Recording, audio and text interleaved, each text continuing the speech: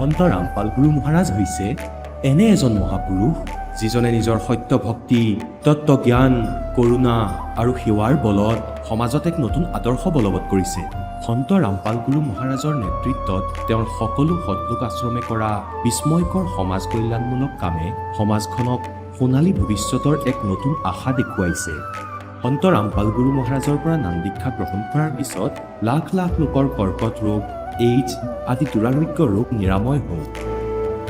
সন্তজনাৰ জ্ঞানৰ পৰা অনুপ্ৰাণিত হৈ তেওঁৰ অনুগামীসকলে লাখ লাখ ইউনিট ৰক্তদান কৰে। সন্তজনাই লাখ লাখ ভগ্নী কন্যাৰ যৌতুকমুক্ত বিয়াৰ আয়োজন কৰালে।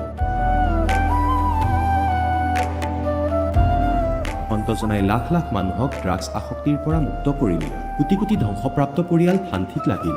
সন্তজনাৰ আশ্ৰমত সমাৱেশৰ সময়ত বিনামূলীয়া চকুৰ চিকিৎসা আৰু দন্ত চিকিৎসাৰ ব্যৱস্থা কৰা হয়। সন্ত ৰামপাল গুৰু মহাৰাজৰ দ্বাৰা পৰিৱেশ সুৰক্ষাৰ উদ্দেশ্যে সময়ে সময়ে বৃহৎ পৰিসৰত বৃক্ষৰোপণ কৰা হয়। সন্তজনাই আৰ্তজনক তাৎক্ষণিক সকাহ দিবলৈ এম্বুলেন্স সেৱা আৰম্ভ কৰিছে। সন্তজনাই তেওঁৰ অনুগামীসকলক তেওঁলোকৰ শৰীৰ দান কৰিবলৈ অনুপ্ৰাণিত কৰে, যাতে মানৱতাৰ সেৱা আৰু চিকিৎসা ক্ষেত্ৰত উন্নতি কৰিব পৰা যায়। সন্ত ৰামপাল গুৰু মহাৰাজৰ সকলো আশ্ৰমত প্ৰতিদিনে বিনামূলীয়া ধৰ্মভোজৰ আয়োজন কৰা হয়, য'ত প্ৰতিবাৰেই প্ৰতিটো জাতি, প্ৰতিটো ধৰ্মৰ মানুহে একেলগে বহি ভোজন কৰে।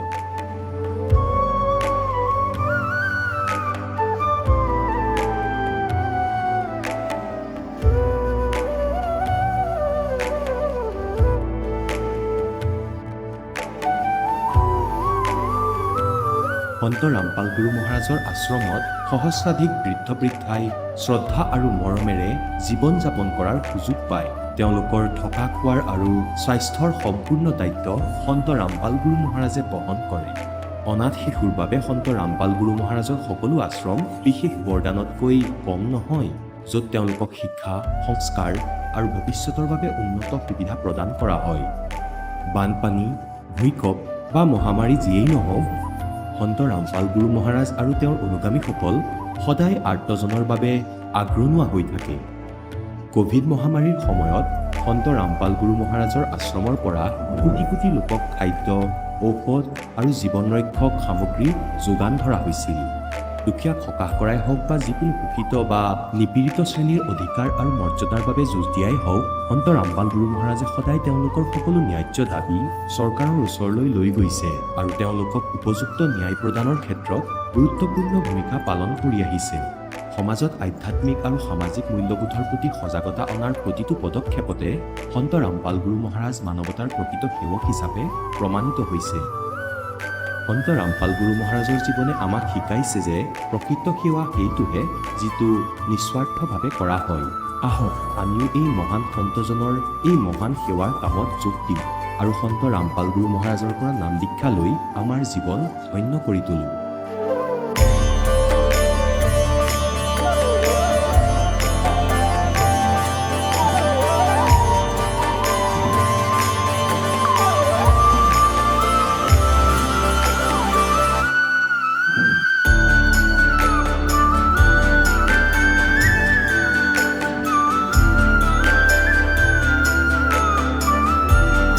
আপোনালোকক পৰিয়ালৰ সৈতে সৎলোক আশ্ৰমলৈ আন্তৰিকতাৰে আমন্ত্ৰণ জনোৱা হয়।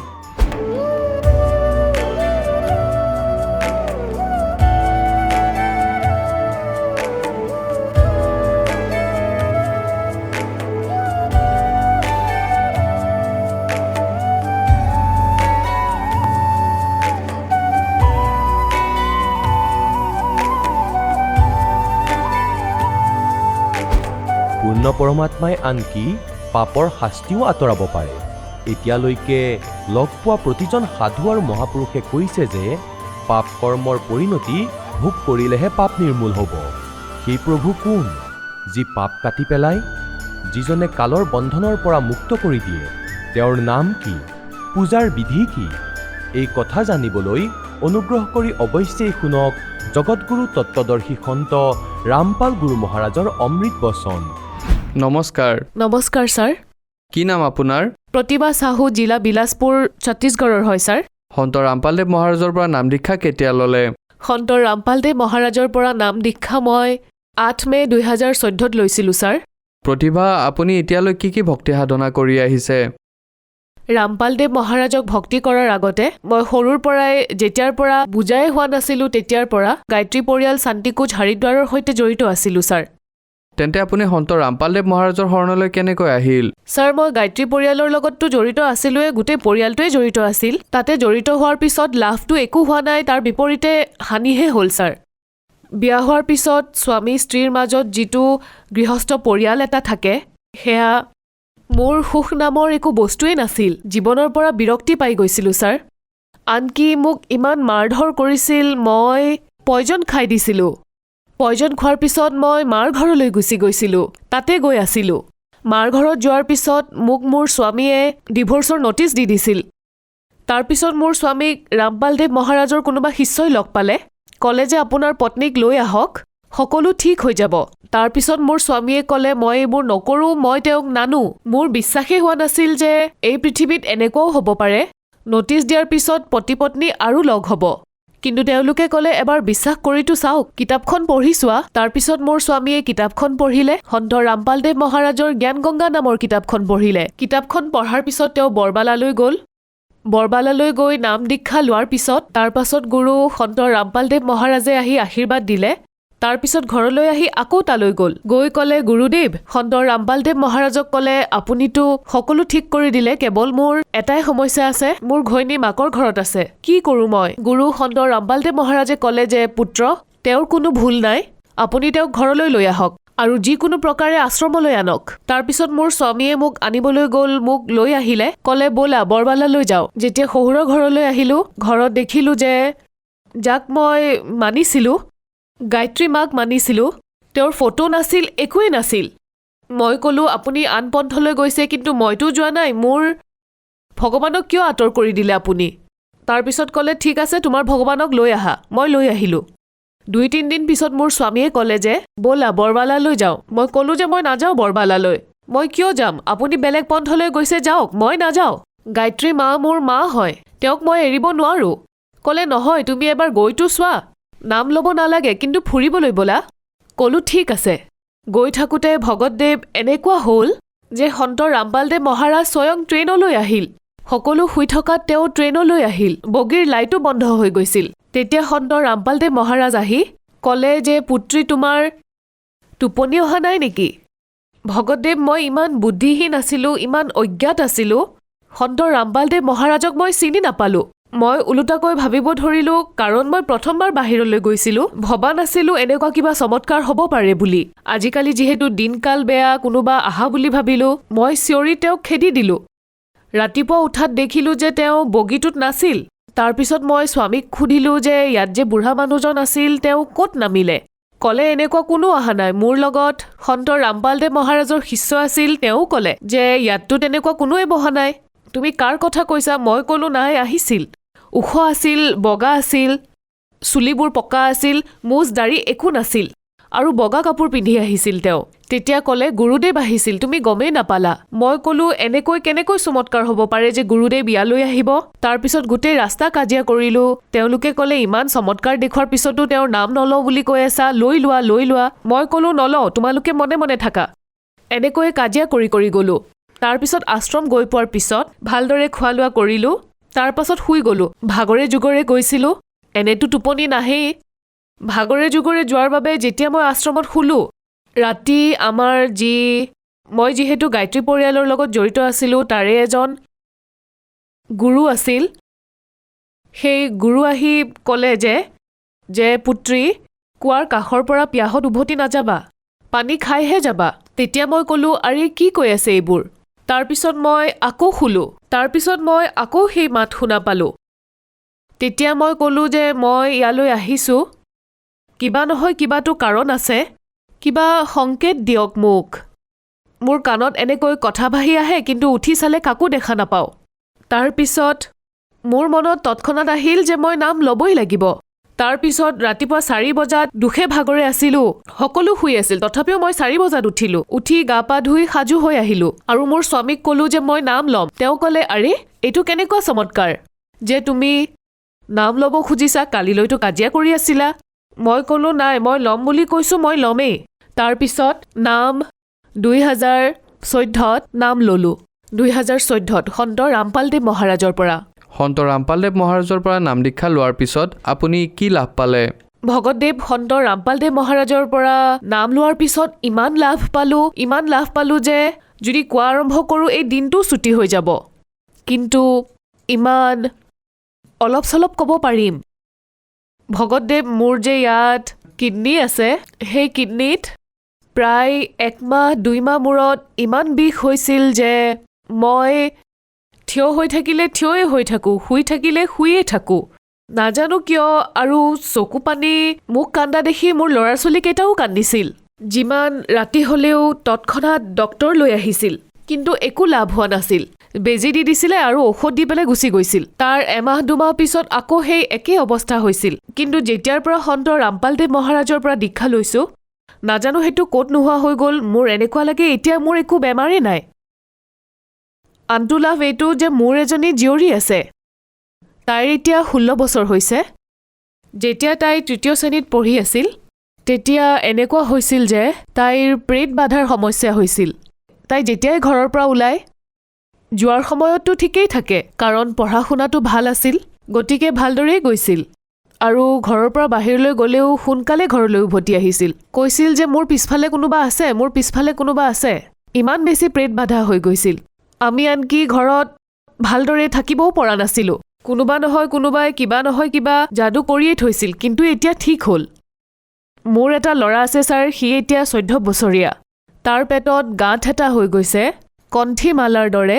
সি স্কুলৰ পৰা আহি পৰি গৈছিল, আমি গমেই পোৱা নাছিলোঁ। সি পৰি গ'ল। পৰাৰ পিছত আমি তাক ডক্তৰৰ ওচৰলৈ লৈ গ'লোঁ, এক্সৰে ইত্যাদি কৰালোঁ। ডক্তৰে ক'লে ইয়াৰ পেটত গাঁঠ আছে আৰু অপাৰেশ্যন কৰিলেহে ভাল পাব। তাৰ পেটত কণ্ঠীৰ মালাৰ দৰে মালা যে গাঁঠি থোৱা থাকে, ঠিক তেনেকুৱাই হৈ আছিলে। যেতিয়া ই 18 বছৰীয়া হ'ব, তেতিয়া তাৰ অপাৰেশ্যন হ'ব, নহ'লে নহয় আৰু সুস্থ নহ'ব, আৰু কিবা খালে তেতিয়া ই নাবাচিবও পাৰে, তেনেকৈ ক'লে। আমি সকলোৱে চিন্তাত পৰিছিলোঁ। গুৰুদেৱৰ পৰা মোৰ পুত্ৰয়ো নাম লৈছিল যিহেতু, মই ক'লোঁ যে পুত্ৰ, যি নাম লৈছা সেই নাম জপ কৰি থাকা, ভালদৰে নাম লোৱা, মৰ্যাদাত থাকি ভক্তি কৰা, বাকী গুৰুদেৱে সকলো চম্ভালি ল'ব।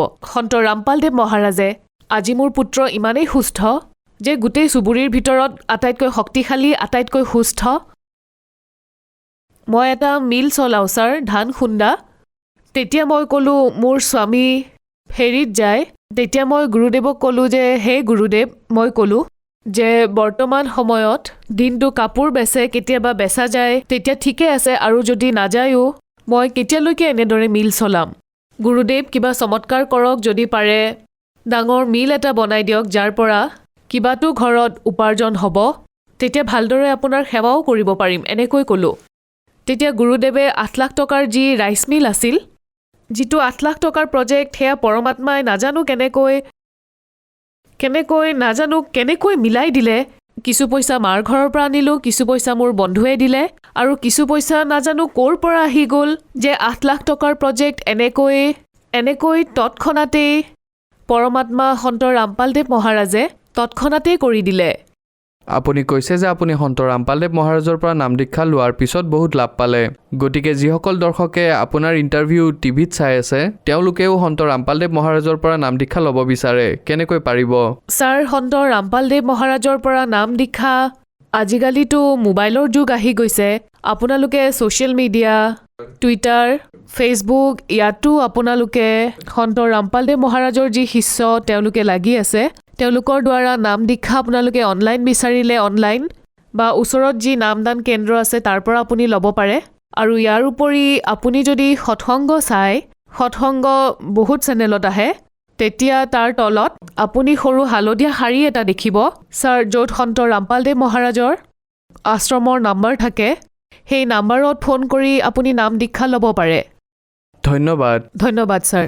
এতিয়া জগতগুৰু তত্ত্বদৰ্শী সন্ত ৰামপাল গুৰু মহাৰাজৰ সৎসংগৰ মাধ্যমেৰে সেই অদ্বিতীয় আধ্যাত্মিক জ্ঞানৰ বিষয়ে জানি লওঁ, যাৰ মাধ্যমেৰে আপোনালোকেও প্ৰাপ্ত কৰিব পাৰিব এনেকুৱা আধ্যাত্মিক, মানসিক আৰু ভৌতিক সুখ, যি এতিয়ালৈকে কেৱল আপোনালোকে মীৰাবাই, ধ্ৰুৱ, প্ৰহ্লাদ আদি কেইজনমান ভক্তৰ জীৱন কথাতহে শুনিছে।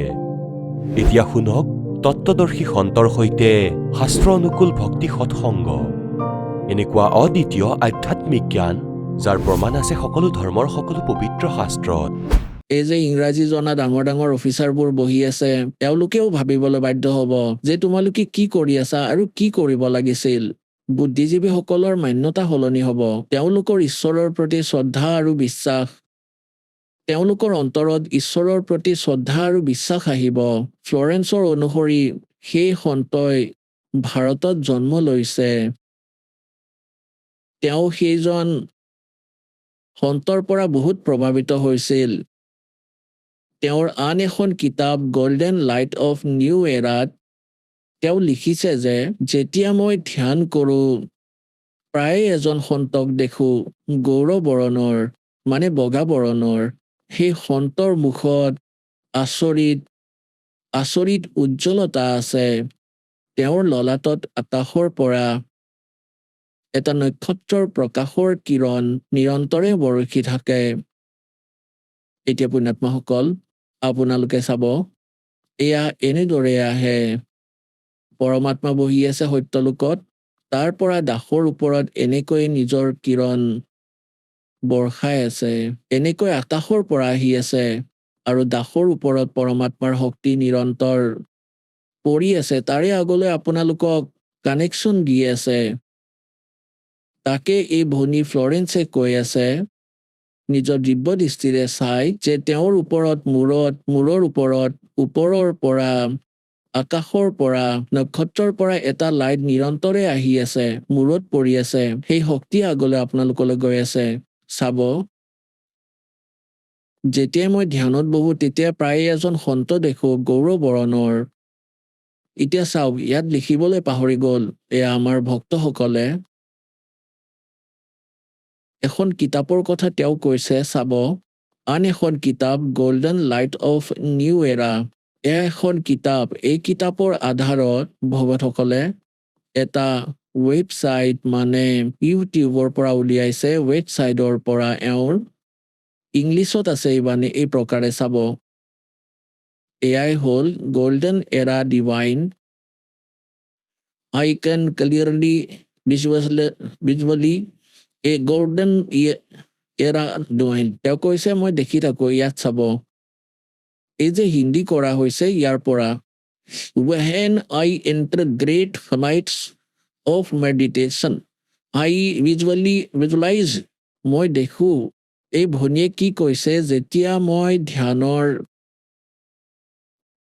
ধ্যানৰ দীৰ্ঘ উচ্চতাক স্পৰ্শ কৰোঁ, মানে মই যেতিয়া ধ্যান কৰি ওপৰলৈ উৰো, তেতিয়া মই কি দেখোঁ। চাব, when I enter great flights of meditation, I visualize such a great sant who is fair skinned. fair skin মানে চাফা বৰণৰ, বগা ৰঙৰ, with white hair, তেওঁৰ চুলি বগা, white hair, and without a beard and mustaches, তেওঁ দাড়ি মুছ নথকা।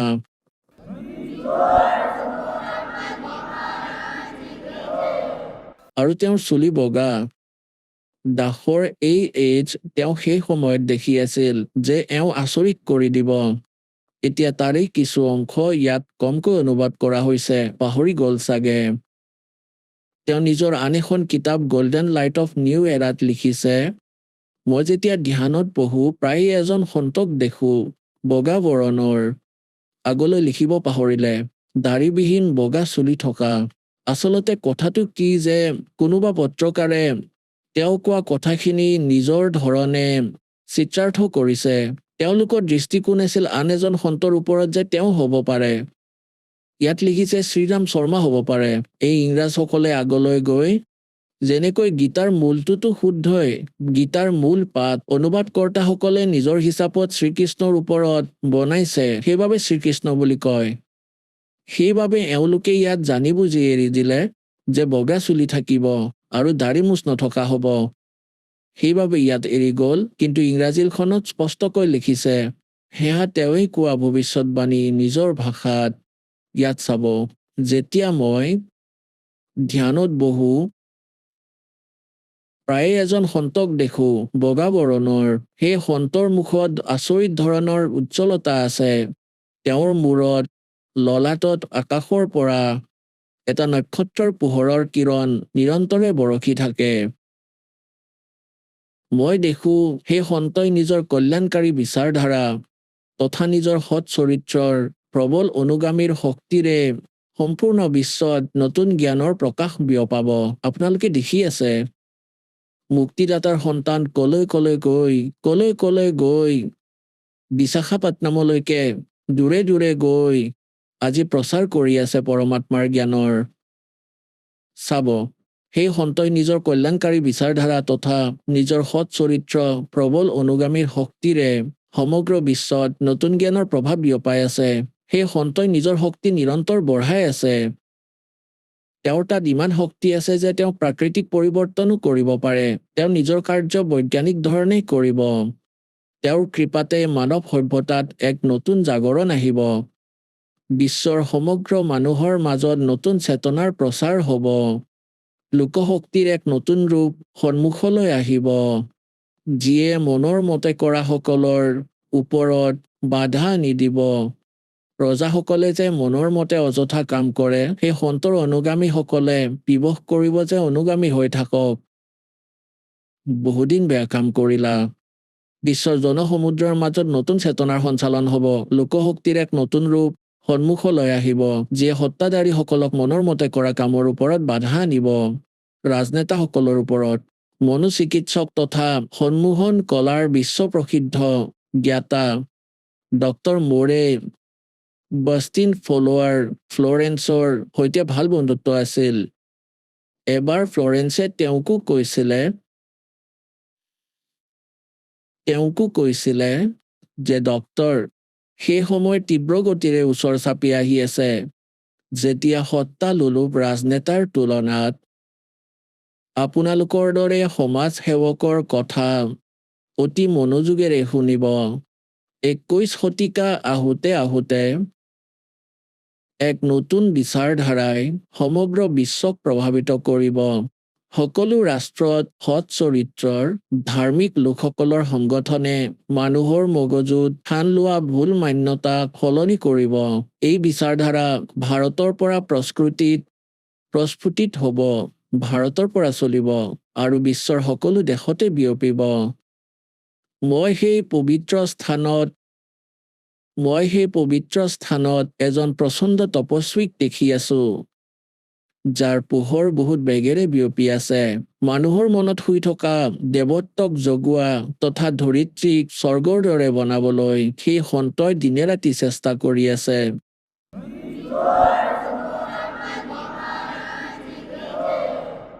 এজন পত্ৰকাৰে 1964 ফ্লৰেন্সক সুধিছিলে যে তেওঁ পৃথিৱীৰ ভৱিষ্যতৰ কথা ক'ব পাৰিব। ফ্লৰেন্সে ইয়াৰ পিছত উত্তৰত কৈছিলে, 1980 এয়া 1990 হৈছিল। এই সকলোবোৰ যে মই কৈছিলো। আগলৈ কি কৈছে? তৃতীয় বিশ্বযুদ্ধ আৰম্ভ হোৱালৈকে ভাৰতৰ শাসনৰ চাবিকাঠি কৈছে যে বিশ্বযুদ্ধৰ আতংক সকলোৰে মগজুত স্থান ল'ব আৰু ভাৰতীয় ৰাজনেতাই নিজৰ প্ৰভাৱ আৰু বুদ্ধিৰে তৃতীয় বিশ্বযুদ্ধক তল পেলাবলৈ সফল হ'ব। তৃতীয় বিশ্বযুদ্ধ আৰম্ভ হোৱালৈকে ভাৰতৰ শাসনৰ দায়িত্ব আধ্যাত্মিক ব্যক্তিৰ লোকৰ হাতত থাকিব। সেইবাবে তেওঁৰ প্ৰভাৱতে বিশ্বযুদ্ধ তল পৰিব। সেই শাসকজন এজন মহান সন্তৰ ওজস্বী তথা ক্ৰান্তিকাৰী বিচাৰধাৰাৰ পৰা প্ৰভাৱিত হ'ব। তেওঁ সেই সন্তৰ প্ৰতি সেই ধৰণেই সমৰ্পিত হ'ব, যেনেকৈ ৱাশ্বিংটন স্বতন্ত্ৰতা এবং মানৱতাৰ প্ৰতি সমৰ্পিত আছিল। নিউ জাৰ্চিৰ বাসিন্দা, নিউ জাৰ্চি কোনোবা এখন চহৰ আছে আমেৰিকাত। নিউ জাৰ্চিত বাস কৰা ফ্লৰেন্স সঁচাকৈ এগৰাকী বিলক্ষণ মহিলা আছিল। তেওঁ এইটো ক'ব বিচাৰিছে, পত্ৰকাৰজনে দেখুৱাব বিচাৰিছে যে এজন পত্ৰকাৰ আছিল আমেৰিকাৰ আৰু তেওঁ এওঁৰ ইণ্টাৰভিউ লৈ আছিল আৰু সেই ইণ্টাৰভিউ টিভিটো চলাই ৰাখিছিল ডাইৰেক্ট লাইভ। তেওঁ সুধিলে যে আপুনি এজন সন্তৰ বিষয়ে বহুত কৈছে, কিন্তু মোৰ বিষয়ে কওক কিবা। প্ৰকৰণ ইয়াতে আছে, মই নপঢ়ি এনে কৈ দিওঁ, তেতিয়া সোনকালে শেষ হ'ব। তেতিয়া ফ্লৰেন্সে ক'লে যে তোমাৰ বিষয়ে ক'ম। তাৰ সোঁহাতখন ধৰিলে। তাৰপিছত ক'লে যে আপুনি কোনো আন বেলেগ ৰাজ্যতো প্ৰচাৰ কৰিব। তেতিয়া তেওঁ কৈছিলে, ইয়াত লিখা আছিল যে তেওঁ ক'লে আপুনি মোৰ লগত ধেমালি কৰি আছে। যদি এই ইণ্টাৰভিউ মোৰ অফিচৰ মানুহে যদি শুনি আছে, মোৰ বছে, তেতিয়া মোক চাকৰিৰ পৰা উলিয়াই দিব। প্ৰচাৰটো দূৰৰ কথা, মোক চাকৰিৰ পৰাই উলিয়াই দিব। আপুনি কি কৈ আছে এইবোৰ? সেই সময়তে মোৰ হেড অফিচৰ পৰা টেলিফোন আহিল। সেয়া মোৰ বাবেই আছিল। মই উঠালো। মোৰ বছে কৈ আছিল যে মই তোমাৰ ইণ্টাৰভিউ চাই আছো। মই আচৰিত হলো। মই নিশ্চিত কৰিলো আপোনাক নিউয়ৰ্কত প্ৰচাৰ কৰিবলৈ পঠিওৱা হ'ব। কালিয়ে সিদ্ধান্ত লৈছিলো। ফাইনেল হৈ গৈছিল। মই আচৰিত হলো। তোমাৰ ইণ্টাৰভিউ শুনি আছো। এই ফ্লৰেন্সে কেনেকৈ জানিলে? আৰু আপুনি সোনকালে আহক, তালৈ পঠিয়াব লাগিব। এইটো কোৱাৰ তাৎপৰ্য এইটো যে সেই ইণ্টাৰভিউ লোৱাজনে কৈ আছে যে ইমান সঠিক ভৱিষ্যতবাণী আছিল, সেইবাবেই ক'লে সেই সন্তৰ বিষয়ে কোৱা কথা মিছা হ'ব নোৱাৰে। এতিয়া চাব, এতিয়া ইয়াত চাব, এয়া মই এৰি দিলো। ইয়াত সেইটোৱে কোৱা হৈছিল।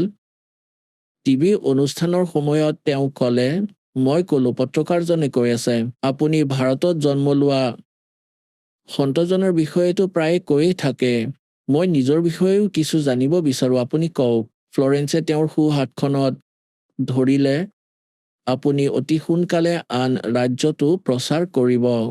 নোবেলে এটা প্ৰচাৰণ সেৱাৰ, তেওঁ এজন কৰ্মচাৰী আছিল সেই প্ৰচাৰণ সেৱাৰ। এই কথাত হাঁহিব ধৰিলে। কিছু সময়ৰ পিছত ক'লে, আপুনি মোৰ লগত ভাল ধেমালি কৰিলে। যদি আমাৰ কোম্পানীৰ অধিকাৰীয়ে এই অনুষ্ঠান চাই আছে, মই আন ৰাজ্যলৈ যাওঁ বা নাযাওঁ, বৰ্তমান মোক কোম্পানীৰ পৰা নিশ্চয় উলিয়াই দিয়া হ'ব। পিছত ঘোষণা তেওঁ এইটো লিখি দিলে যে তাত এতিয়া ক'লে যে নোবেলে যেতিয়া ফোন উঠালে, অধিকাৰীজনে ক'লে যে আমি নিউয়ৰ্কত প্ৰচাৰণ কৰাৰ কাম কৰিবলৈ নিৰ্ণয় কৰিছো। তালৈ তোমাকো পঠিওৱা হ'ব। এতিয়া এই কথা লুকুৱাই ৰাখিবা। ইয়াৰ ঘোষণা কাইলৈ কৰা হ'ব। মই ফ্লৰেন্সৰ লগত তোমাৰ কথোপকথন টিভিত চাই আছিলো। সেই বছজনে কৈ আছে, ফ্লৰেন্সে তোমাৰ বিষয়ে যি কৈছে সকলোবোৰ সত্য। আশ্চৰ্যকৰ কথা যে এই কথা তেওঁ কেনেকৈ গম পালে? নোবেলে ফ্লৰেন্সৰ মুখৰ ফালে চায়ে থাকিলে। এতিয়া সেই ছোৱালীজনীৰ ইমান সঠিক ভৱিষ্যবাণী এওঁ সিদ্ধ কৰিলে। এওঁৱে সেই সন্তজনৰ বিষয়েও ক'লে। আগলৈ চাব। কিছু পত্ৰকাৰে তেওঁক এবাৰ সুধিছিলে যে তেওঁ ভৱিষ্যত কেনেকৈ চাব পাৰে, তথা নোহোৱা হোৱা ব্যক্তি বা বস্তুৰ কথা তেওঁ কেনেকৈ গম পায়। তেতিয়া ফ্লৰেন্সে ক'লে যে মই নিজেই নাজানো যে এয়া কেনেকৈ সম্ভৱ হৈ উঠে। মই ভৱিষ্যতৰ বিষয়ে এক বহুত মহত্বপূৰ্ণ কথা কৈ আছো। বাৰে বাৰে কয় তেওঁ এইটো কথা যে 20 শতিকাৰ অন্তত ভাৰতবৰ্ষত 1997 ওচৰে পাজৰে এটা পোহৰ ওলাব। এই পোহৰে সমগ্ৰ পৃথিৱীক সেই দৈবিক শক্তিৰ বিষয়ে তথ্য দিব, যি আমাৰ বাবে এতিয়ালৈকে ৰহস্য হৈ আছিলে। এজন দিব্য মহাপুৰুষৰ দ্বাৰা এই পোহৰ সমগ্ৰ পৃথিৱীত বিয়পিব। তেওঁ সকলোকে সত্য মাৰ্গত চলাৰ প্ৰেৰণা দিব। সমগ্ৰ পৃথিৱীত এক নতুন চিন্তাধাৰাৰ পোহৰ বিয়পিব। যেতিয়া মই ধ্যানমগ্ন অৱস্থাত থাকো, তেতিয়া প্ৰায়ে এই দিব্য মহাপুৰুষক মই দেখা পাওঁ। ফ্লৰেন্সে এবাৰ ক'লে, এই সন্ত বা দিব্য মহাপুৰুষৰ যে উল্লেখ কৰিছো, আৰু লগতে এইটোও কৈছে যে উত্তৰ ভাৰতৰ এক পবিত্ৰ স্থানত তেওঁ বৰ্তমান আছে, বৰবালাত।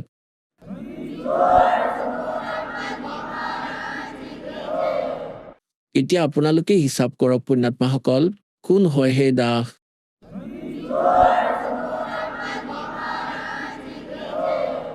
পৰমপিতা পৰমাত্মা পূৰ্ণ ব্ৰহ্ম সমগ্ৰ সৃষ্টিৰ ৰচয়িতা কবিৰ পৰমেশ্বৰৰ অসীম কৃপাৰ বাবে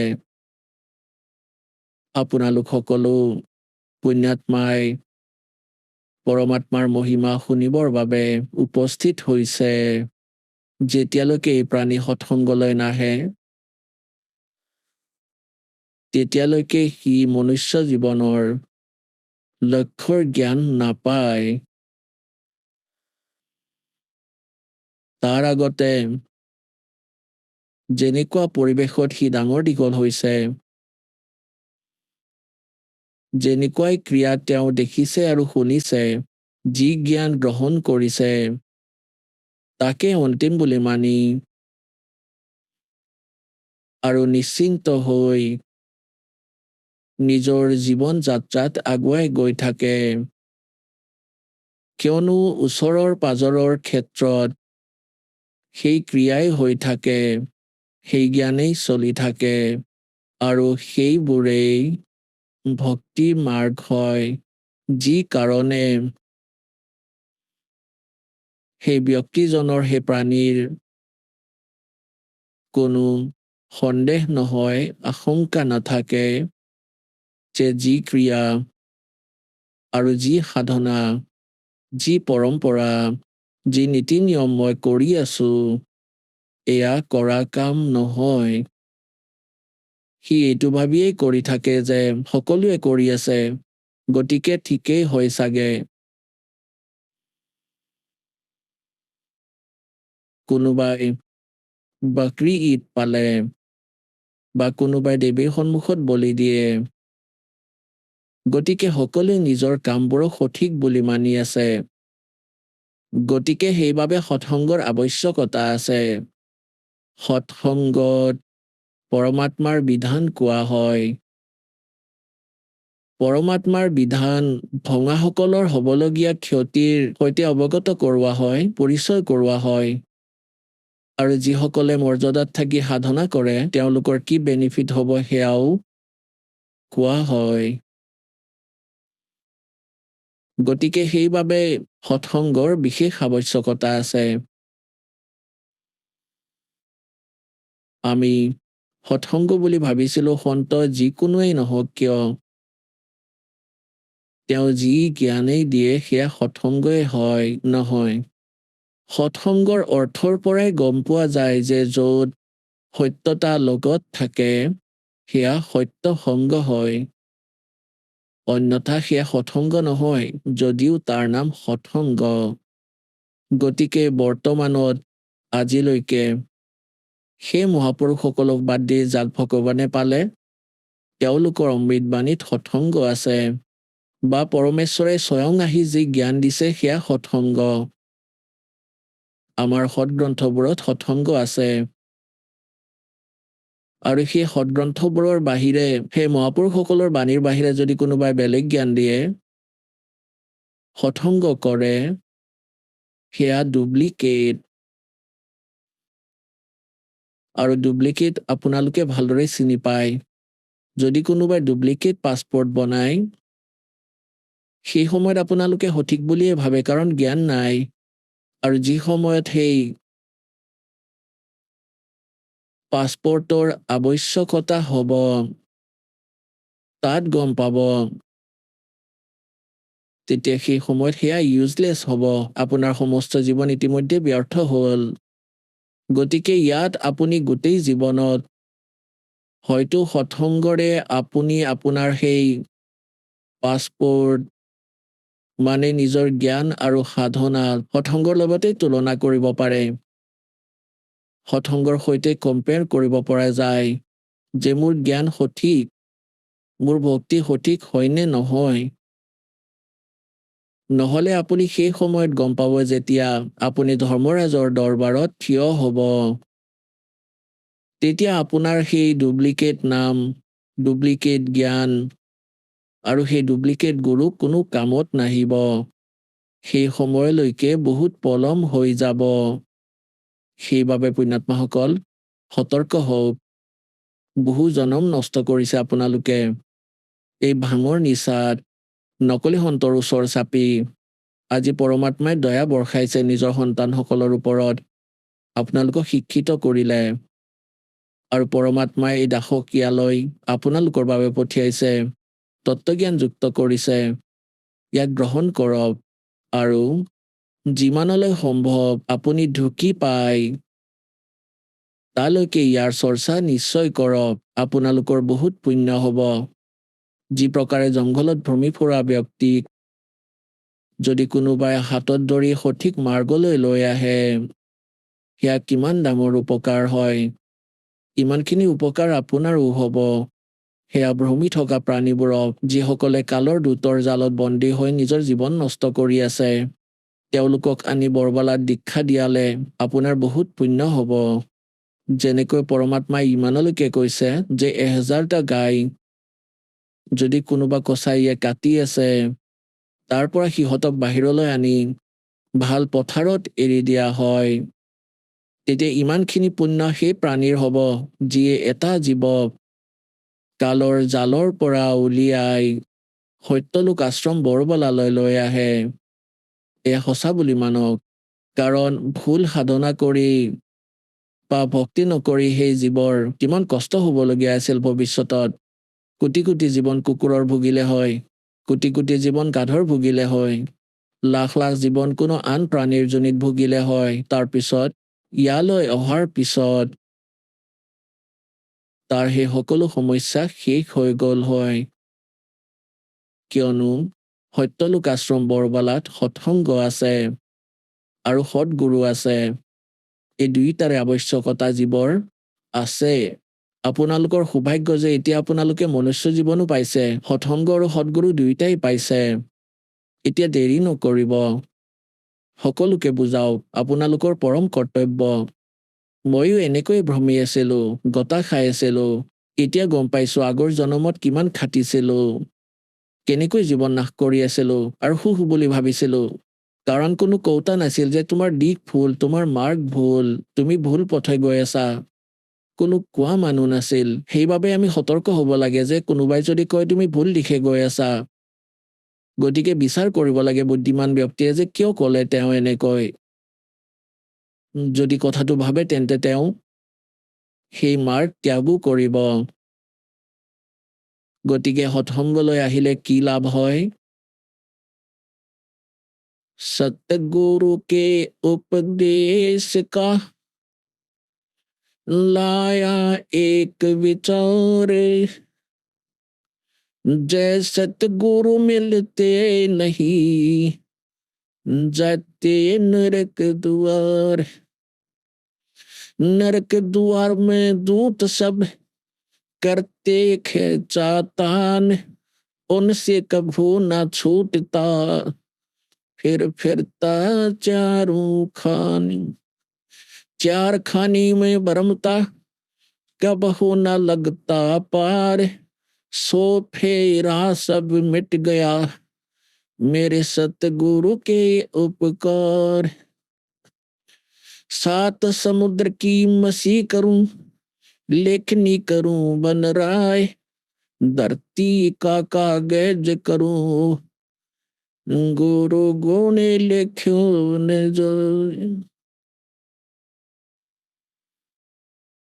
পৰমেশ্বৰে নিজৰ মহিমা কবলৈ, আপোনালোকক সঠিক দিশ দেখুৱাবলৈ অধিক উদাহৰণ নিজৰ ওপৰতেই দিছে। কাৰণ পৰমাত্মা কৰবাত থিয় হৈ গলে ৰাস্তাৰ কাষত আৰু এটা ইকতাৰা লৈ মাত লগাইছিলে যাতে মানুহবোৰ গোট খাওক। যেনেকৈ কোনো খেল দেখুওৱা, সি যেতিয়া থিয় হৈ দুগদুগি বজায় মানুহ এট্ৰেক্ট হয় যে কি হৈ আছে চাওক। গতিকে আপোনালোকৰ বাবে পৰমাত্মাই এনেকৈ খাটি আছে, এনেকৈ কষ্ট কৰি আছে যাতে কোনো প্ৰকাৰে বুদ্ধি আহক। ক'ত পৰি আছা কেতিয়াও ভবা না আপোনালোকে। इस झूठे सुख को सुख कहेगी मान रहा मनबोध, जो सकल चबीना काल का कुछ मुख में कुछ क्रोध। গতিকে পৰমাত্মাই থিয় হৈ কৈছিলে सतगुरु के उपदेश का लाया एक विचार, जय सतगुरु मिलते नहीं जाते नरक दुआर। গতিকে পৰমাত্মাই পদ্যভাগৰ সঁহাৰি এইবাবেই ললে কাৰণ আমাৰ এটা বিকাৰ আছে আমাৰ কাণত, যি আমি শব্দ বিষয় আছে আমাৰ মনত। গতিকে সেই বিকাৰৰ কাৰণেই পৰমাত্মাই ট্ৰেক কৰিব লগা হৈছিল। সুৰীয়া মাত আছিল দাতাৰ, বাণীত ইমান আকৰ্ষণ আছিল মানুহৰ আত্মা উধাটো খাইছিল। কিয়নো পৰমাত্মাৰ বাণী আত্মাৰ বাবেই হয়। গতিকে তাত বুজাইছিলে, তেওঁ নিজেই কৈছিলে, যদি এনেই নিজকে ভগৱান বুলি ক'লে হয়, মানুহে তেওঁক ঠাট্টা কৰিলে হয়। আমাৰ অভ্যাস বেয়া হৈ গৈছে। সেইবাবে তেওঁ ক'লে যে ভাই সৎগুৰুৰ পৰা উপদেশ লোৱাৰ পিছত এতিয়া হিচাপ লগালে, তাৰ বিচাৰ কৰিলে। कि सतगुरु के उपदेश का लाया एक विचार, जय सतगुरु मिलती नहीं। গুৰু নকলে হওক আৰু ভুল সাধনা কৰক, শাস্ত্ৰবিধি ত্যাগ কৰি মনৰ মতে আচৰণ কৰি থাকক, তাৰ কোনো লাভ নাই। सतगुरु के उपदेश का लाया एक विचार और जय सतगुरु मिलते नहीं, जाते नरक द्वार में दूत शब्द करते खेचातान, उनसे कभू न छूटते। ফিৰতে চাৰুখা। যেনেকৈ বহুকেইটা দল কোটিৰ সংখ্যাত নকলি সন্তৰ ওচৰত আছে, এই সকলোকে মৃত্যুৰ পিছত নৰকত পেলোৱা হ'ব। আৰু যেতিয়া নৰকত পেলোৱা হয়, যমৰ দূত বহু সংখ্যাত আছে, সংখ্যাত 12 কোটি হ'ব। সেই যমৰ দূত যেতিয়া এওঁলোকক আদেশায়ে ধৰ্মৰাজৰ যে ইমানখিনিক নৰকত পেলাই দিয়া, সংস্কাৰ ভাল হলে স্বৰ্গলৈ পঠিয়াই দিয়ে। ইয়াততো ইমানখিনিয়ে আছে, স্বৰ্গ বা নৰক এই দুটাই স্থান। তৃতীয়তে আকৌ 84 লাখ যোনিত আকৌ পেলাই দিয়ে। গতিকে তেওঁক আদেশ দিয়া হয় যে এওঁলোকক নৰকলৈ পঠিয়াই দিয়া। এতিয়া এই গোটেই গ্ৰুপক 1 লাখ ডেইলি ইয়াৰ পৰা যায়, তাৰে কিছুমান স্বৰ্গলৈ, কিছুমান 84 লাখ যোনিলৈ, আৰু বাকী নৰকলৈ, জুংজাঠিলৈ, লাঠিলৈ। এটা সূক্ষ্ম শৰীৰ আছে ইয়াৰ ভিতৰত। সূক্ষ্ম শৰীৰত প্ৰাণী যেতিয়ালৈকে নেক্সট যোনি প্ৰাপ্ত নকৰে, নেক্সট শৰীৰ প্ৰাপ্ত নকৰে, তেতিয়ালৈকে তাৰ ফেচ, তাৰ আকাৰ তেনেকৈ থাকিব এজ ইট ইজ, যেনেকৈ এই শৰীৰত আছে। এই শৰীৰ এনেকৈ বুজায় যেনেকৈ সাপে মদ সলায়। সাপে মদ সলালে সেয়া সাপ যেনেই লাগিব, কিন্তু অৰিজিনেল সাপ বেলেগহে। এই প্ৰকাৰে আমাৰ ভিতৰত আৰু এটা শৰীৰ আছে, এয়া ওপৰৰ আৱৰণহে, এয়া কভাৰ আপোনাৰ। গতিকে এই যি শৰীৰ, সেই সময়ত জীৱ নমৰে, তাত বহুত কষ্ট হয়। গতিকে সেই সময়ত এনেদৰে লাঠিৰে কোবাই, জুং জাঠিৰে হানে, যে মৰ্যাদা ভাঙি ইফালে সিফালে যায়। সন্মুখত হাহাকাৰ লাগি থাকে, য'ত তেওঁলোকক পেলাই দিয়া হয় নৰকত, কষ্টত থাকে, হাহাকাৰ লাগি থাকে। কাৰোবাক ইমান লেতেৰা স্থান সেয়া, তাত তেওঁলোকক পঠিওৱা হয় যে যোৱা, এতিয়া তালৈ কেনেকৈ যাব। সকলোৱে পিছুৱাই আহে আৰু পিছফালেৰে কোবাই সিহঁতক, অস্ত্ৰৰে মাৰে, তাত জোৰ কৰি পেলাই দিয়ে। গতিকে পৰমাত্মাই কয়, নৰক দুৱাৰ মে দূত সব কৰতে খেচাতান, আমি পিছুৱাই আহিলে আকৌ পেলাই দিব। और उनसे कभू न छूटता। उसके बाद फिरता चारों खानी, 4টা প্ৰজাতিত এই 84 লাখ যোনিৰ শৰীৰত 4 खानी में बरमता में कबू न लगता पार,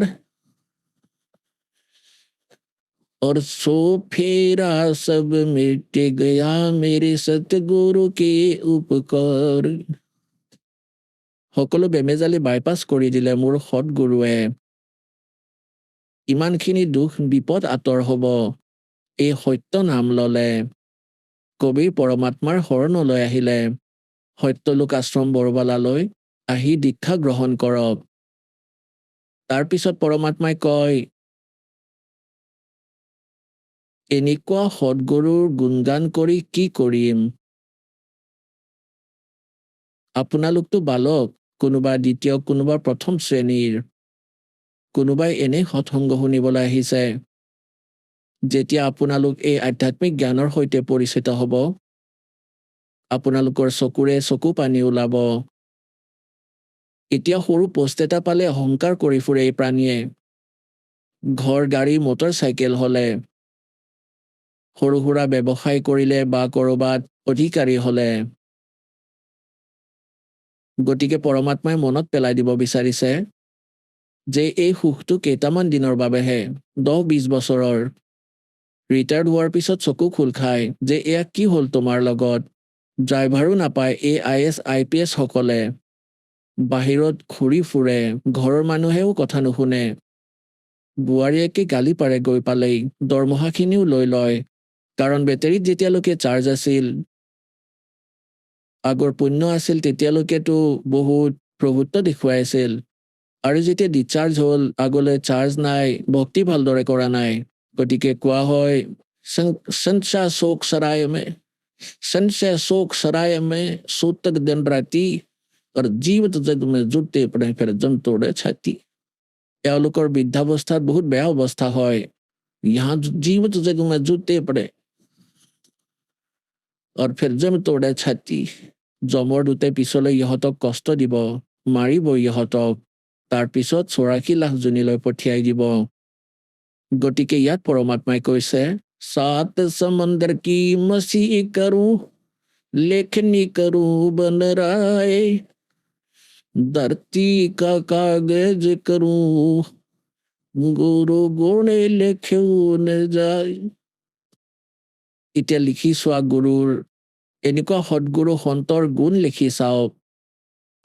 আহক আমি এতিয়া সেই শ্ৰদ্ধালুসকলৰ অনুভৱবোৰ জানো, যিসকলে জগতগুৰু তত্ত্বদৰ্শী সন্ত ৰামপাল গুৰু মহাৰাজৰ পৰা দীক্ষা প্ৰাপ্ত কৰিছে তথা তেওঁ কোৱা ভক্তি মাৰ্গ এওঁলোকে অৱলম্বন কৰি আছে। নমস্কাৰ ছাৰ। নমস্কাৰ। আপোনাৰ শুভ নামটো? মোৰ নাম মলিন চন্দ্ৰ সূত্ৰধৰ। আপুনি কোন ঠাইৰ পৰা আহিছে? মই ধুবুৰী জিলা, গাঁও বতৰদল, অসম।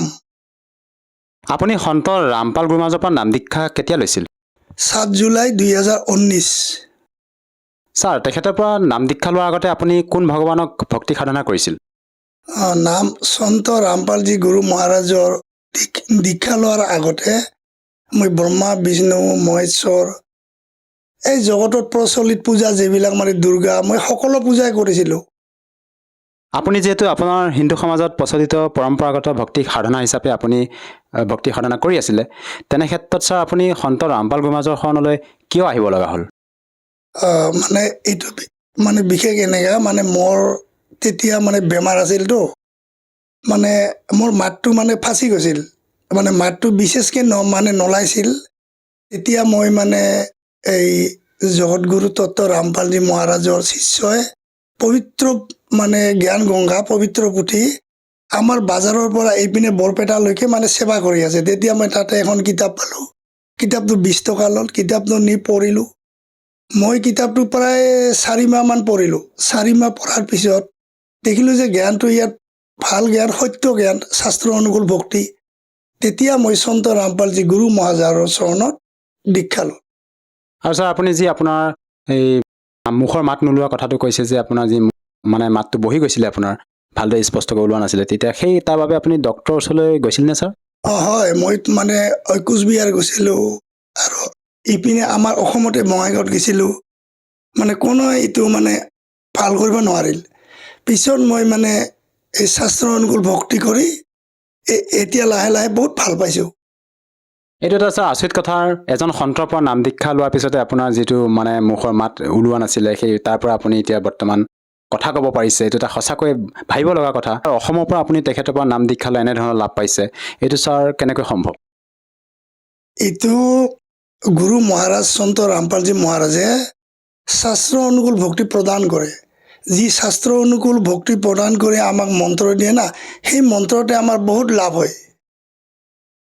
আৰু এটা কথা জানিব বিচাৰিছোঁ, যিহেতু আমি আমাৰ যিবিলাক ছ'চিয়েল মিডিয়া প্লেটফৰ্ম আছে, সেইবিলাকত আপোনালোকৰ সন্ত ৰামপাল গুৰু মহাৰাজৰ ভক্তসকলৰ যেতিয়া আমি অনুভৱ শুনো, তেওঁলোকে নিজৰ মত ব্যক্ত কৰে যে তেওঁৰ পৰা নাম দীক্ষা লোৱাৰ পিছতে শাৰীৰিকভাৱে হওক বা আৰ্থিকভাৱে হওক বিভিন্ন প্ৰকাৰে লাভ পালে।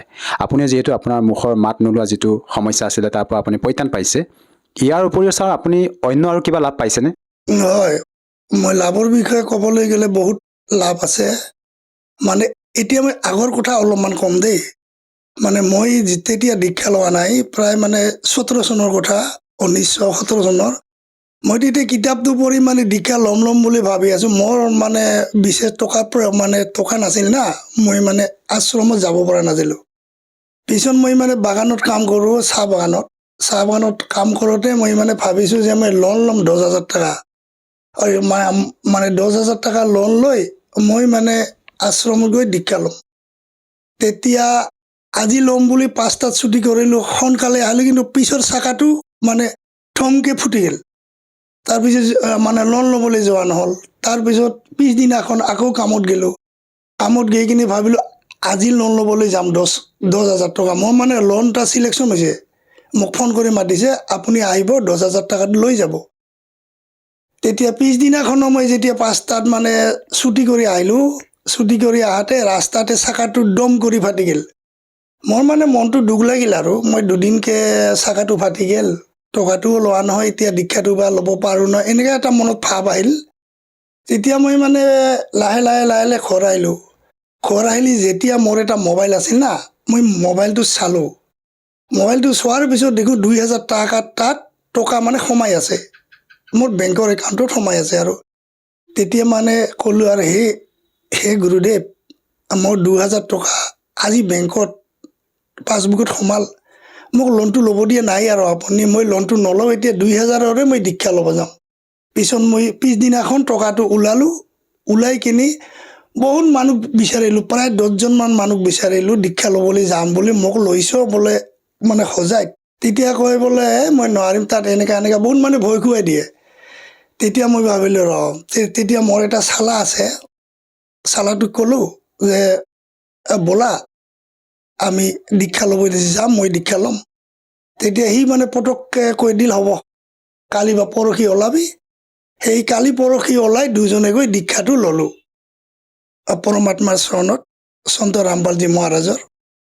ছাৰ, এইটো এটা আচৰিত কথা। আপুনি যিহেতু এতিয়া আপোনাৰ অনুভৱ ব্যক্ত কৰিছে যে আপুনি দীক্ষা নোলোৱাৰ আগতেই আপুনি সন্ত ৰামপাল গুৰু মহাৰাজৰ পৰা আচৰিত ধৰণে লাভ পাইছে, যেনেকৈ আপুনি নাম দীক্ষা ল'ব যাবৰ বাবে যি ভাড়া নাছিলে, সেই ভাড়াও আপোনাক সন্ত ৰামপাল গুৰু মহাৰাজৰ কৃপাত আপুনি প্ৰাপ্ত কৰা বুলি নিজে আপুনি মত ব্যক্ত কৰিছে।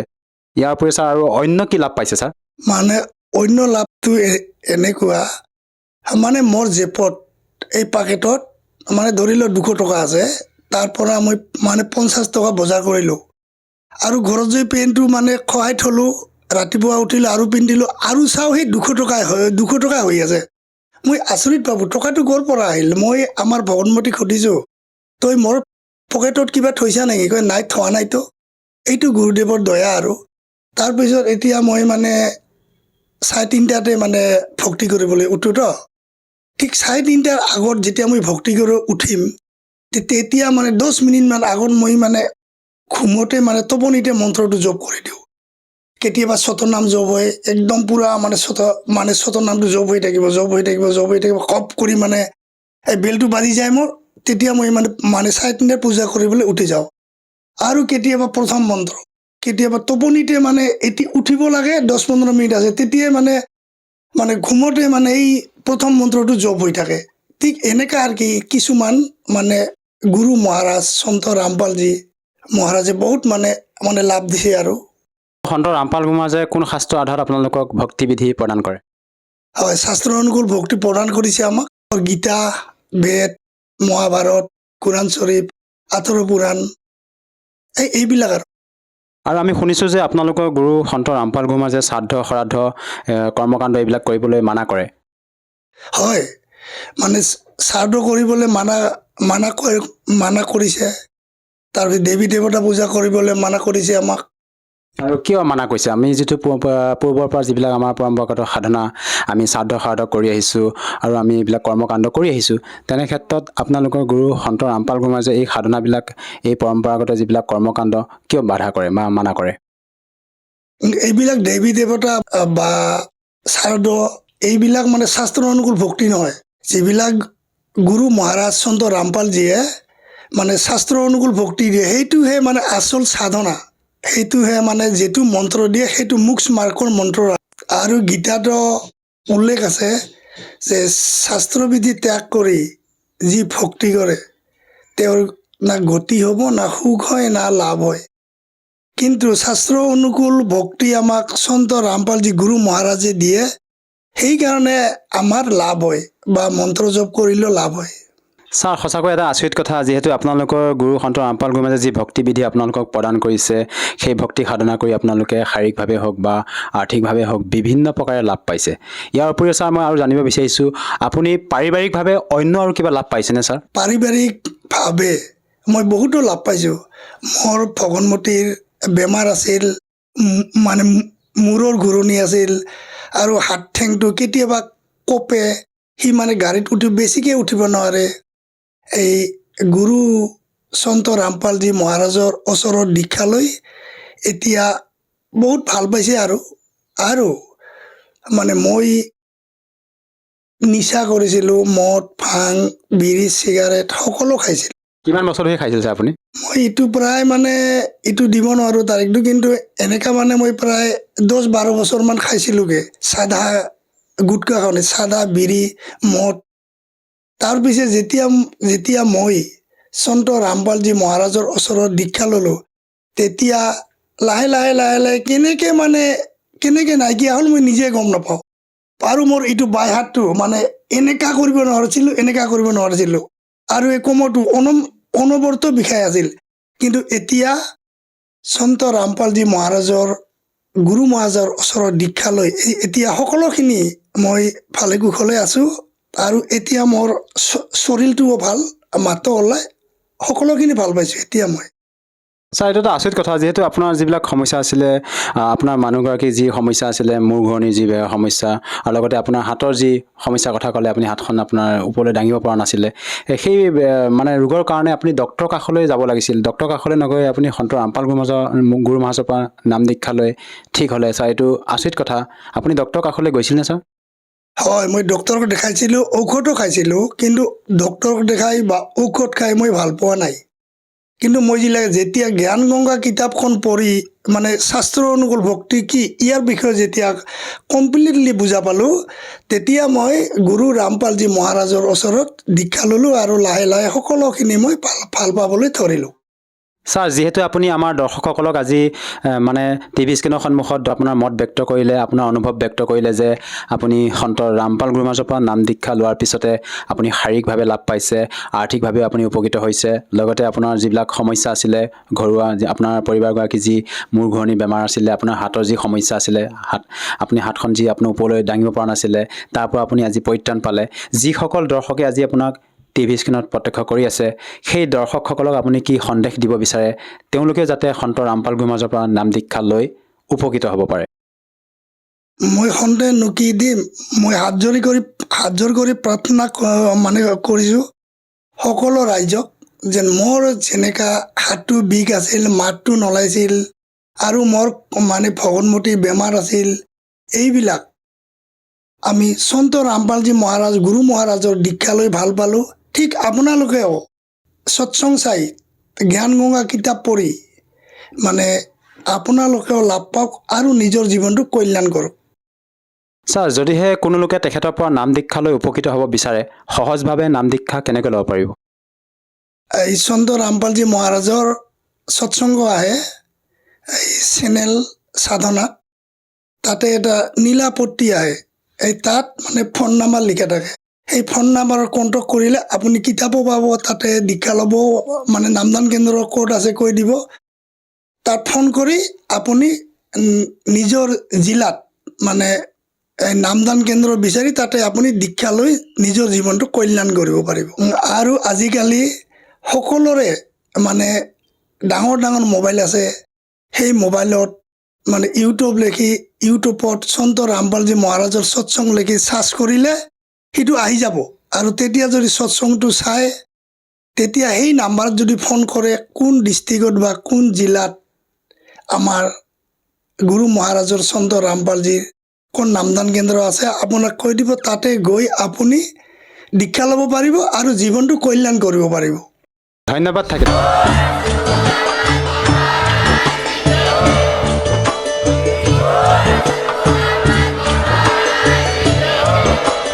আপুনি শুনি আছিলে জগতগুৰু তত্ত্বদৰ্শী সন্ত ৰামপাল গুৰু মহাৰাজৰ মংগল প্ৰবচন অধিক জানিবৰ বাবে ভিজিট কৰক www.jagatgururampalji.org সন্ত ৰামপাল গুৰু মহাৰাজৰ শুভ আশীৰ্বাদত সমগ্ৰ বিশ্বতে 500তকৈ অধিক নাম দীক্ষা কেন্দ্ৰ আছে, য'ত সন্ত ৰামপাল গুৰু মহাৰাজৰ দ্বাৰা বিনামূলীয়াকৈ নাম দীক্ষা দি থকা হৈছে।